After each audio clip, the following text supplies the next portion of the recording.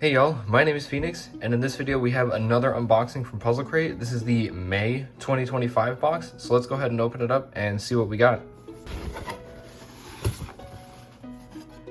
Alright, let's see here. Looks like we got a baseball looking thing, and oh, yes. I saw this on the Cubicles page and I really liked the way it looked. Been wanting one of these for a while.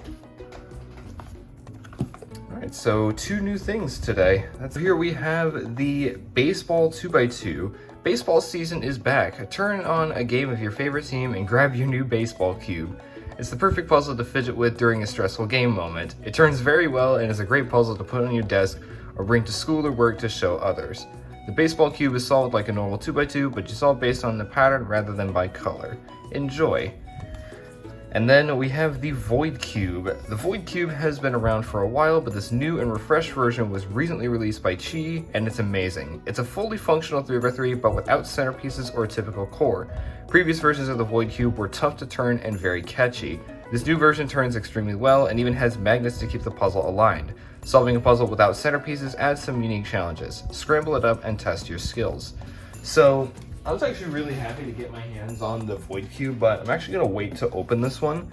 And I'm actually going to open this baseball cube. Now, I know it said that, says that you bring this out during stressful moments in an actual baseball game, but the most baseball entertainment that I get is Wii Sports.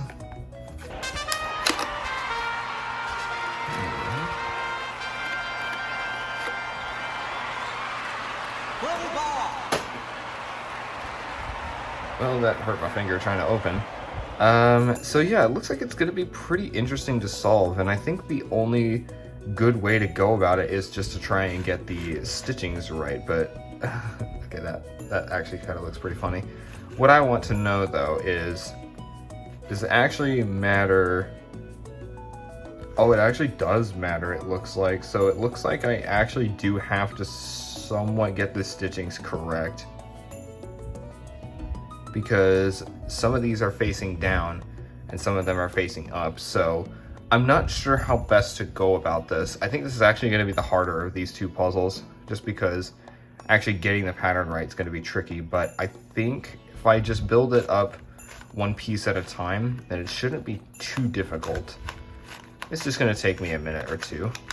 So I'll consider that scramble pretty decent, and this looks like it would be correct, but the color changing kind of indicates otherwise, so this looks a little bit better. Or actually, no, it's not actually, this isn't lined up. So I need a mirror image of this, and would it be something like this maybe? No, it's not, because that time the stitching is not going the right direction. This is also not correct. So what if I did this piece instead? And this looks pretty good there. I think that's pretty decent. So now what?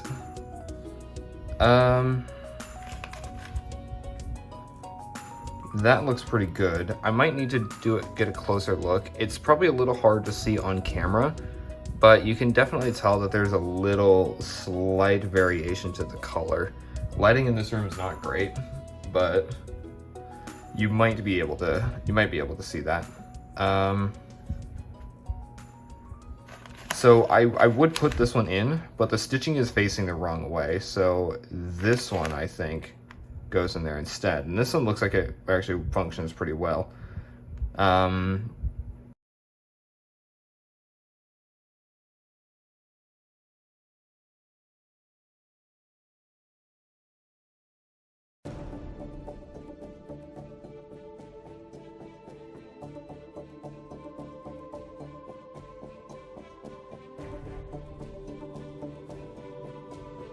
Oh wait, yeah, it kind of has to be this one, because that's the one where the stitching faces the correct direction. So now I need to really think about where each of the rest of these are going to go. So I'm thinking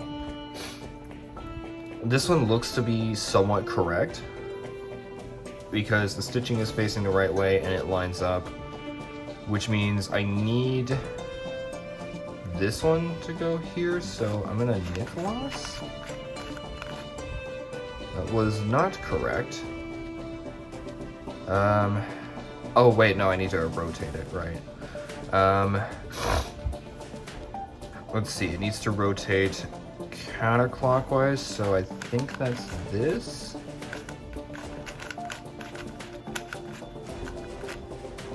And I think that's everything right except for these two corners. So as long as I got it all right, I just Nicholas these two and we're good to go.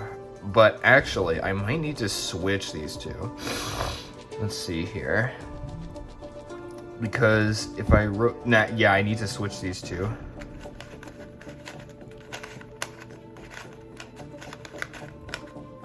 Oh, and that looks to be about it.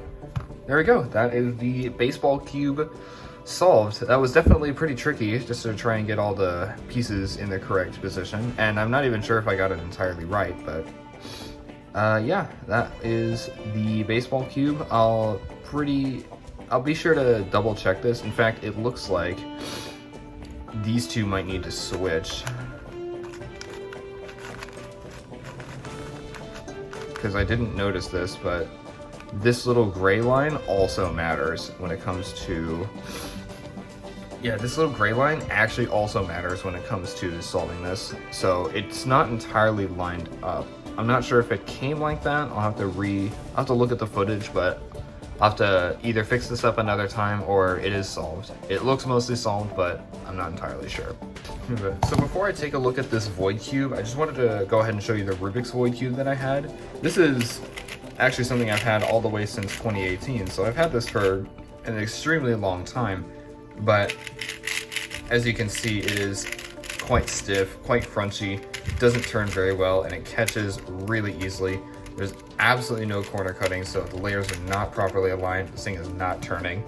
There was also another cubic void cube made by Lan, and it was a little bit more similar to this in terms of its shape. It was just stickered. But yeah, it was pretty much the same thing.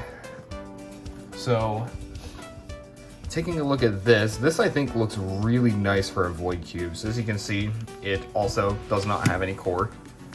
You can stick your finger right through it. You can do that with this as well. I remember Z3 Cubing took one of these apart and put a golf ball inside, but I'm gonna just leave it as is. Can this thing corner cut? Oh my gosh, it can actually corner cut. This is, I think, the first corner cutting void cube, and honestly, this looks really good. This feels really nice.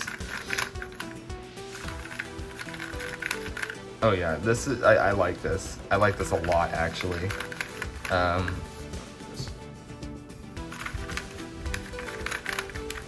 Alright, I guess let's just give it a solve. Now, the tricky part about the void cube is that there's no centers, which takes away a little bit of your reference as for where pieces are supposed to go. But what it actually does is, just like 4x4, you can actually get a PLL parity where two of the edges are switched, which is not supposed to happen on a normal 3x3, so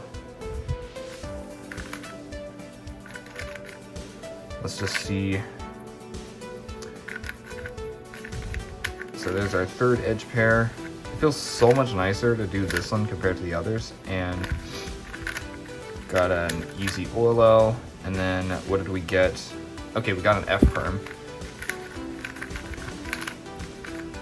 That was definitely a lot easier to solve than the baseball, but that was actually a lot of fun. I really, really do like this. In fact, I'm actually gonna give it another go and time myself, and then I'll end the video.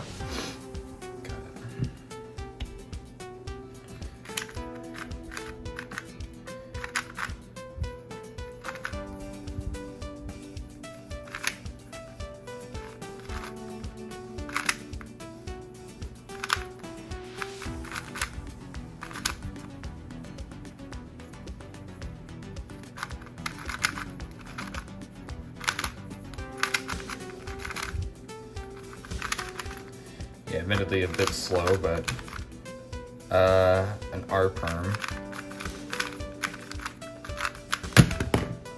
There it goes. Yeah, 34 seconds. Not great for my times. Usually I average about mid-20s. But that's still pretty good. So let's go ahead and bring in everything that we got. So yeah, we have a really fun puzzle crate this month. We have the baseball cube, which is pretty nice, and then we have the void cube, and this is easily the best void cube I've ever seen, because void cubes normally can't corner cut at all, and honestly this feels really nice. I actually think this might be one of my favorite puzzles that I've gotten out of a puzzle crate this year, because it just feels so nice, and yet it's such a simple puzzle. It's honestly really nice. So that will be it. That will pretty much be it for me for this video. If you enjoyed this, then please be sure to leave a like, and if you want to see more from me in the future, be it cubing or gaming, then please consider subscribing and turning on notifications so you don't miss any new uploads. That'll be it for me for this video. I will see you next time. Farewell.